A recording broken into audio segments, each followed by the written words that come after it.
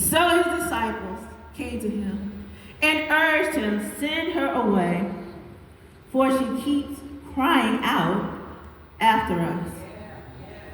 Now, Jesus didn't answer a word, but the people he had with him said, I need you to send her away. She needs to move on. She's a female, she's not Jewish, she's crying and screaming out, she's creating chaos, so she needs to go. They are the ones who should have known and wanted to help her, but they wanted to send her away. They saw her as a beggar. They saw her as least wanted. They wanted her gone because she didn't match their aesthetic. Because some of us, when people don't match our aesthetic, we don't want them talking to us. And I want to ask you, who is the church trying to send away in silence? Who do we believe is unworthy? But they were in her land, calling her unworthy. He answered, after the disciples said something, he answered. It still wasn't the answer that she was looking for. He said, I was sent only to the lost sheep of Israel. So he responds to them. And this is what the disciples missed. Because remember, I told you, before he got to her, he was teaching about what was clean and unclean, right? He was still teaching. The issue is that some of us think the lesson has concluded, the professor has closed the book, and it's time to, we only gave him 50 minutes, in a good class. You only got 50 minutes to say what you want to say, and we moved on. Jesus said, no, this is a continuing lesson because he understands who we are, and that we understand that he understands that we need more than one lesson. So he says, no, he doesn't tell them that, so he wants to give them a real life example. So he comes into this land, and he says, I'm only here for the lost sheep of Israel. And Israel would see themselves as clean, and they would see her as unclean. So she hears him talking about her,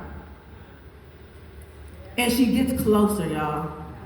See, some of us would have taken that first word and said, oh, he's only for the people of Israel? Oh, I need to go. I need to go. That's not for me. We would have stopped intercessing for our child just because of one word. But she says, no, let me get closer.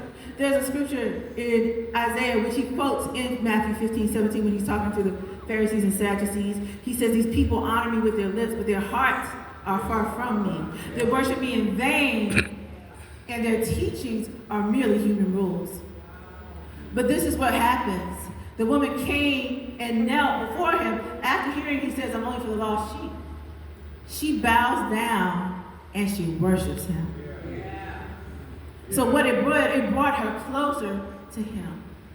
And she says in the New King James Version, Lord, help me. As she moves closer, she focuses on her needing his help. She worshiped him. Can you worship him when he only gives you silence? Can you worship him when it sounds like he's giving you a no? Can you keep persisting when it looks like the answer and the door is closed? When he is near, not speaking or answering? When the disciples, which I'll call them the church, says, stop begging, you don't need to do all that. Can you keep going? When your child, when her child or her child is in trouble, she says, I will keep going. I will still continue to seek him. I'll still continue to worship him. I will bow down. It says she lays prostrate in front of him and keeps worshiping him. And he replies yet again, it is not right to take the children's bread and toss it to the dogs. Now, y'all, if y'all ain't been counting, that's the third denial. Like that 3 strikes you're out. Y'all, some of us have said, oh, that third denial, let me pick up my bag, let me get my luggage. She's not gonna get healed today, let me just go take my luggage, we're gonna get all this luggage, and we're gonna go. That's not what she did. Because see, this is where understanding discernment and insight. she acknowledges that he is right. But see, if she understands that he is Lord, that he is God, that he is Messiah, then I understand that he is right.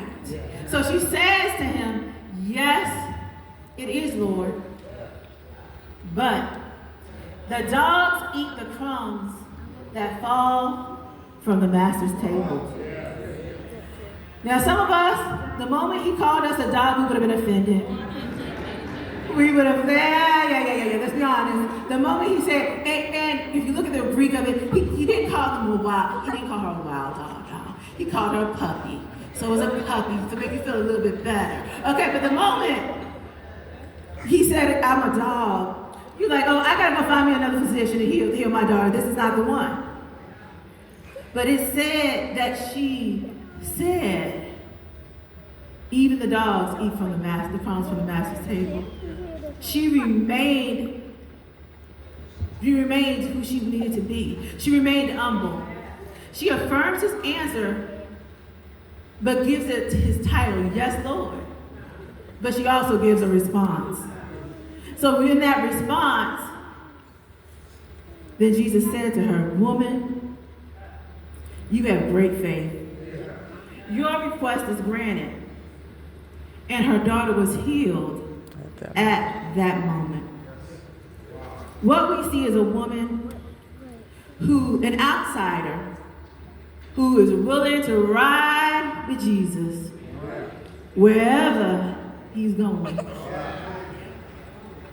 If it's that he called me a dog, he said, okay, I'm riding. The issue is are you riding when he's silent? Are you riding when he doesn't give you the answer that you want? How long are you going to ride? Because some of us, when we got to that third one, our ride was over. We said, let me off. I need to understand, how long are you going to ride?